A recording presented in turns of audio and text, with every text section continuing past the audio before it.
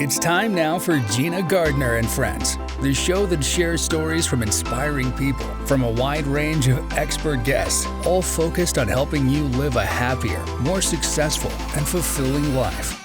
Gina Gardiner is a multiple #1 international best-selling author, motivational speaker, business coach, and trainer. She's the founder of Genuinely You and has over 30 years experience of helping people step into their genuine, authentic power, personally and professionally. And now, here's your host, Gina Gardiner.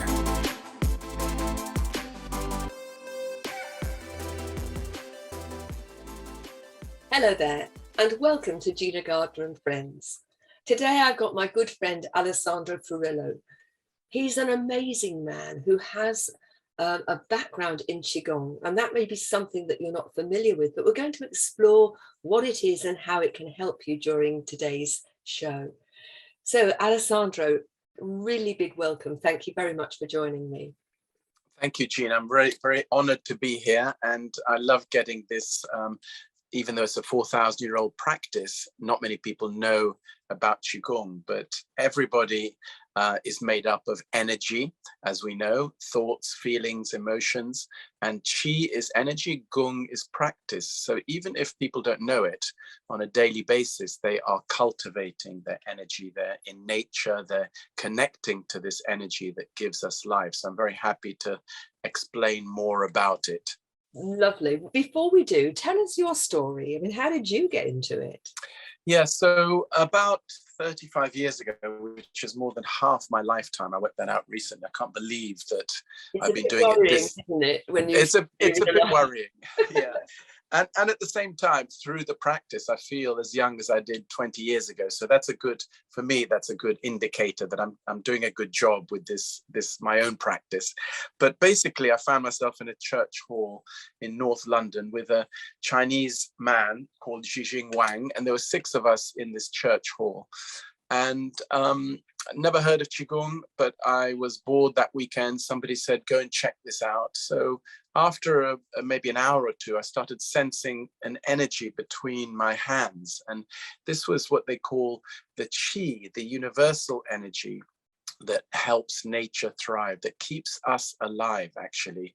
And I wanted to look into it more deeply. I thought, I've been looking for something in my life. I've got a job, I've got a car, I've got a home, I've got a family, but there's something missing. And I was always searching for something beyond all of that. And Qigong actually awakened something in me to go into this deeper. And it's been an amazing journey.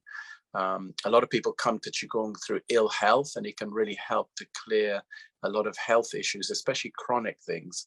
But I didn't come from ill health. I came more from a search for something, a deeper meaning in life. And Qigong definitely brought that to me.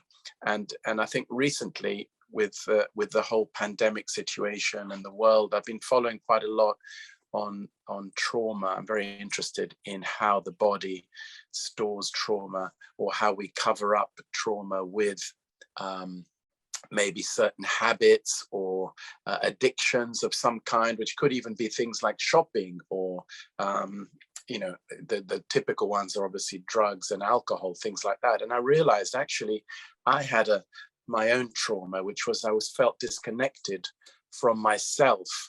Having been to boarding school at a young age, age 9, my parents were abroad, and Qigong actually helped to reconnect me to myself on a deeper level, and therefore begin to dissolve this trauma that I hadn't even realized was there. And the famous, Dr. Gabor Mate, who talks a lot about trauma, said he realized he had trauma when he was like in his 40s or even later, and he started looking into trauma. And he was a workaholic, covering up the trauma of being a child in Auschwitz, for example. So thank goodness I wasn't, didn't have such a harrowing time, but I was disconnected, and I reconnected to myself on a deeper level. And it's been an incredible journey. So sorry, that's a bit of a long explanation on that.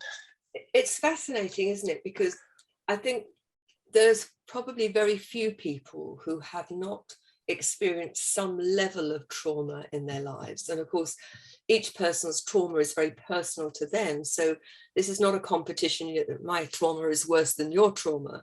Trauma is anything where you are stressed physically, emotionally, mentally. That would be my explanation. We can have very small traumas during the day that actually can have a profound effect, and other traumas which to other people would seem huge, which people can seem to get away with. Yeah. What are your thoughts about, you know, the general population and how they deal with trauma? Do you think we deal with it very well? No, I don't. Unfortunately, I don't think there's much help out there on, with that word. I remember Gabor Mate saying doctors are never taught about trauma. That word is never mentioned. Psychiatrists are never, or therapists are never taught about trauma. But now it's almost become a buzzword. And that's a good thing, because it's covered up. It's like a wound of some kind, which we all tend to have, some kind of wound or wounds. It's covered up with a plaster and hidden. Now, I think from my own Qigong practice, what I really like about this form of practice, and I think yoga may be similar and some other energy practices, is that we don't have to focus on the trauma, but the body tends to hold it somewhere. Sometimes it can transform into a real dis-ease or something else. So what if we can release that from the body? And therefore an energy practice, I would say, like Qigong or even yoga, is very good for allowing the body to open up, create more space in the body, and allow the trauma or issue or emotion more space and more acceptance and more understanding, to allow it to release and dissolve away. I think sometimes when we put too much attention on it, it can take years, or maybe, it's very hard to deal with. But that's a different approach. I like the idea of, connecting to this energy that gives us life, allowing the energy to flow through us to where is needed to transform the emotion. Just as an example, anger, tends to be stored in the liver, relating to Chinese medicine and Qigong. So when we do a good practice connecting to the earth, connecting with our energy, it can transform that anger maybe into courage or strength, without really focusing on why was the anger there in the first place. And people are often surprised that they can transform these things, emotions and holding in the body, without confronting it. And I think people are scared of even the word trauma sounds really quite serious. But as you said, on a daily basis, we're reminded, maybe like in lockdown, maybe people were reminded of when they were isolated. When I was isolated in boarding school without my parents, it can bring up all these things. So I think it's it can be a daily practice to keep the mind clear, and the body definitely helping it to release things that may have been trapped for years. I think so many people are feeling stressed and wounded, that this is a practice that can't do you any harm and can do you so much good. I'm amazed it's not actually known more widely. For people who don't know about energy work and Qigong, can you explain how the practicalities of, what is it? How do you do it? Yes, it is a very practical practice, in that our energy tends to be, actually a good analogy is a glass of muddy water. So when the water is muddy, maybe the mind is a bit busy, we're not really connected to the body or how the body's feeling. And in daily life, we tend to be kind of rushing through things, maybe keeping ourselves awake with coffee or energy drinks. A lot of people, have to have these kind of stimulants just to keep going. So if you allow the glass of muddy water to settle, what happens is the mud settles to the bottom of the glass and the water becomes clear. The body is kind of very similar, in that the heavy element in Qigong is attracted to the earth. The earth is the yin element. the receptive, the feminine, and it's very happy to take away our problems or issues. So in Qigong, a very typical practice is standing, into the earth, standing in a grounded way for a short time, allowing this muddy element to settle. So when the energy in the body settles and is taken down into the earth, the mind becomes clearer, and then we're more connected to what we call the yang, which is the, if you like, the heavenly energy. So everything is a balance, and we know that in life, of the yin and the yang. So in Qigong, we're rebalancing these two energies, and the body has many health benefits when we take time to send the energy or sense it dropping down to earth. The mind can be more open to this universal energy flowing through the body. And we know about mindfulness, which has now become a science which is being taught in schools, even though it's been around thousands of years. So, society is aware of the benefits to calming the mind, becoming more mindful. So Qigong brings the mind in. It's a mindfulness practice, but actually energetically connects us to this earth energy and heavenly energy, and allows the energy to work for us. And it has an intelligence. It actually goes to where is needed. So it's a very simple, practical practice. Even if people are out in nature, for example, sometimes I'm walking, in a park, and I'm thinking about things from yesterday, from tomorrow, the future, which is, 80% of our thoughts are about the past and the future. Then I remind myself, actually, I'm out in nature. Look at these amazing trees rooted into the earth. Let me just put my attention on my feet, rooting into the earth as I walk, put my attention on my breath. Suddenly my energy shifts. I'm actually in a different state very quickly. That is Qigong. It's a natural way of connecting to this energy that's always available to us. So it's not something odd. I think what is odd is when we go off track in our lives and get in tricky situations as a result of living not in accordance with our true nature. So in Qigong there's a beautiful term, Zhen Ren, which is becoming your true human being, becoming who you are. And as we know, I mean, for me personally, I've definitely been off track quite often in my life. So when I come back to who I truly am, to my natural state, then my energy is more balanced. But it's not something weird. It's actually our true nature is that we are connected from the earth. We came from there. We are connected to the heavens, whether we believe in religion or not. There's an energy that keeps us alive. So we're doing something very natural. That's why people feel good and enjoy it. And it's very simple to do. Alessandro and I belong to the same group, Collaboration Global, and Jill Tiney, who created that group, has been a guest on my show. And one of the things that we do, Alessandro leads us at the beginning of the meeting. You'll come into the meeting from your daily work. You can feel the energy that people are often quite uptight and they've rushed to get there, and they've perhaps either they've been doing it through Zoom or, they've been through the traffic to get to a meeting. And then Alessandro just takes us 2-3 minutes max, would you say, Alessandro? Yeah, 2 minutes, yeah. And just takes us through a breathing exercise where we allow ourselves to be present. And you can feel the shift in everyone. You can see it in their faces. You can just feel how people take that breath and let go of the tension, and then can be fully present for the meeting. And if that can be so powerful, just 2 minutes, just imagine what that would be like if several times a day you just took 2 minutes to actually center yourself and to breathe, how different the quality of your life would be. I think the breath is such a great pointer to how we can stay connected to ourselves, to our own energy. And breathing is definitely an important part of all spiritual practices.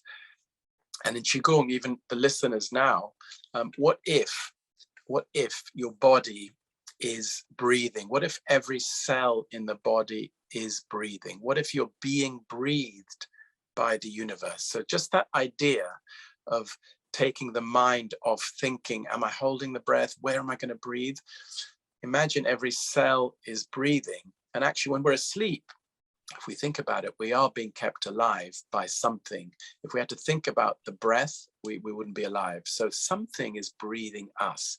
That something is this mysterious chi or energy or God or all that is, or field of all possibilities that's keeping us alive. So just as I'm talking to you, obviously I'm a bit nervous on this radio show, but then I'm thinking, actually, what if I'm being breathed? And suddenly I'm in a different state. And that's a very simple thing to remind ourselves of. What if we're making a cup of tea and we're worried about a meeting or something that's happening later in the day? What if we can just come into the breath and allow ourselves to be breathed, supported, kept alive, which we are. So I think the breath is a great reminder. We can do that at any time. If I'm in a heated discussion, for example, with my daughter who's 24, she tends to win all arguments. She has much more energy than I do to be right and argue. I just go into my breath. I create more space. I become more present. Suddenly it's not really an argument. It's just kind of observing. So I think the breath, thank you for bringing that up. And it is an important part. And there are many different ways to breathe, certain ways to help us sleep better, certain ways to help reduce anxiety. But what if we're all being breathed right now, which we are? Alessandro, what do you think would be the way forward? What's your dream about how you're going to use Qigong as you move forward into the future? That's a great question. I mean, for me personally, I feel Qigong is for everyone. For old people, less mobile people, it can help them with greater mobility, with physical strength. For younger people, it may help with anxiety, with fear, with worrying about the state of the world and seeing the bigger picture and feeling more supported and connected.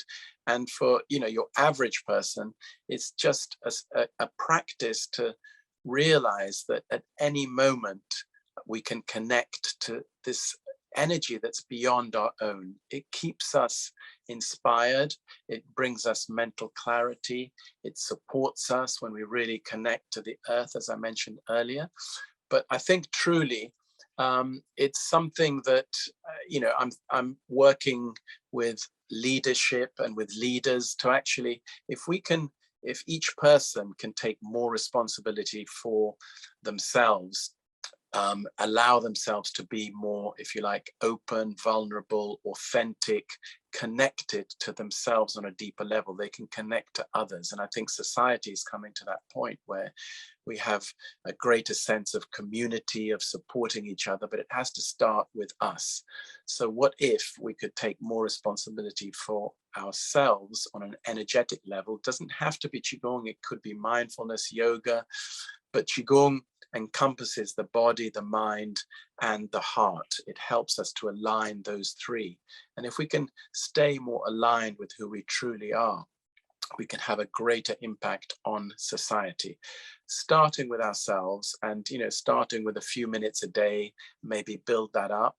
And then I think we'll see the benefits, because everything is a reflection, I believe, of who we are. Sometimes when I'm in a difficult, anxious state, the world seems to be in a real mess. And when I'm in a more connected, centered, grounded state, everything is perfect the way it is imperfectly perfect. So how about doing practice for ourselves where we can impact society and have we all benefit. So that's my vision, is that everybody does it, but I'm obviously focusing. Another aspect is I'm focusing also working with men, because I think men don't seem to have so much support in society and aren't as good at opening up about issues. So, what if we could just open up more, release and express? So I'm doing some, I have ideas on helping some men's groups with Qigong. Where can people find you? Flowing Health is the company. So flowinghealth.co.uk is the website. I've got lots of YouTube videos, which is they're free, Qigong with Alessandro. And I think those could be the main two places that people can connect.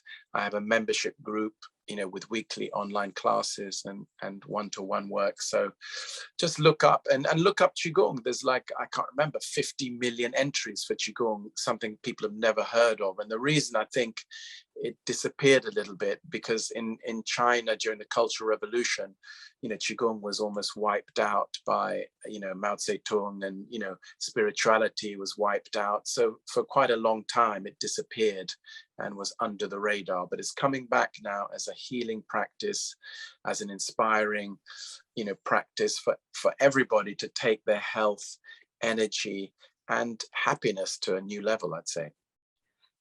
One of the things that strikes me when I work with clients, whether I'm working with personal clients or I'm working with business clients, is how fragmented people feel. That they feel that they're being pulled in so many directions, that there's too much to do. I've come to the conclusion that as a race, we are completely wrongly labeled. We should be labeled human doings, not human beings. And for me, what strikes me from this conversation is that Qigong brings you back to that place of beingness, that you start to gather all of the bits that are fragmented, dealing with the kids, dealing with work, dealing with the washing, dealing with the sorting out the bills and so on. And it brings you back so that you have the whole of your resources available to you, rather than them being scattered across the day and your life. What would you say to that?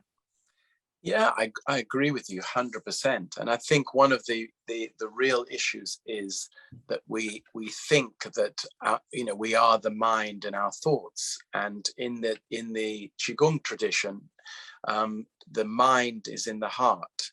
Now, if the mind is in the heart and we're doing things from the heart and connecting with our true nature and purpose, life is so much simpler. But the thoughts, we are in control of our thoughts. So what if we could take more control of our thoughts and realize we are not our thoughts? As we mentioned earlier, 80% or 90% are about what happened in the past or the future. What if we could connect with our heart on a deeper level and just take the time to live through this heart connection? And Qigong is definitely one way of reconnecting to ourselves and our heart on a deeper level. And the scientists have now proven that the heart has more receptors even than the brain. The heart feels, it has emotion. It's not just an organ that pumps blood. So realizing that we are in control of our thoughts, daily taking more time to settle the mind and realize that we are not the thoughts, we are not the emotions even. They come and go like clouds. All those things are transient and temporary. So I would say to take time to breathe, to reconnect with our heart, with our center. And Qigong is just one way we can do that. And take control of our thoughts, to take control and realize we are not this fragmented mind, which is taken all over the place, especially by distractions like social media and the news. All these things are not who we are. These are just ideas coming and going. So stay connected with ourselves on a deeper level. We will benefit, society will benefit, and we'll be more in control of our happiness, courageousness, peace, and joy. It's a great place to be. Alessandro, thank you so much. Before we go, all of my guests are invited to choose a project from B1G1, buy one, give one. We're very proud to be members of B1G1. It's an organization that's close to my heart. It has projects all over the world, looking at helping those people who need a bit of a hand, but doing it in a way that is empowering. I love the organization. It's got a sister organization that raises the money to actually run the organization. So every cent, every penny goes to the projects. I choose 4 a month, and then I invite my guests to choose which project they would like us to donate to. So at the moment, it is feeding the hungry, it's clean water, education, and it's protecting the environment. Which of those four would you like us to donate to? Feeding the hungry. Thank you very much. We'll make sure that that goes on your behalf. So we're at the end of the show. Would love to hear what you think. Please email me at Gina, Gina, at genuinely-u.com. You know, you might be interested in looking at some of the intentional journals that I've created. They're across a whole range of different themes. And intentional journaling is another way of really connecting with yourself. So thanks again. Please join us on the next show and tell other people about it. For every 100 people who listen to the show, we donate a meal through B1G1. Thanks very much. You take care. Thanks for listening to Gina Gardiner and Friends, the show that helps you live a happier, more successful, and fulfilling life. To learn more about Gina Gardiner, go to genuinely-u.com. If you would like to work with Gina or book her as a speaker, email her at gina@genuinely-u.com.